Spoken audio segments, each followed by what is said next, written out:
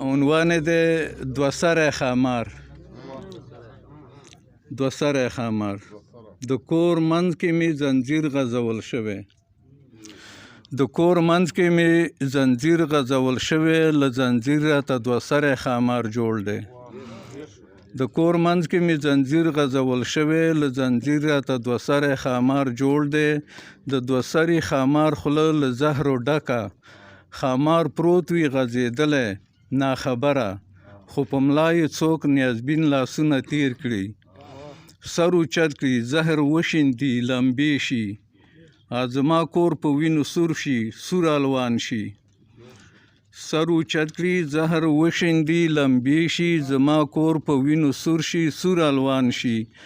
تماشبین ګوته په خوله ورته حیران شي، د ښامار وجود کې زهر نه ختمیږي، ضرورت د یو ښاغلي پاړوګر دی، د ښامار د خولې نه زهر چې ټول وڅکي. ډېره مننه.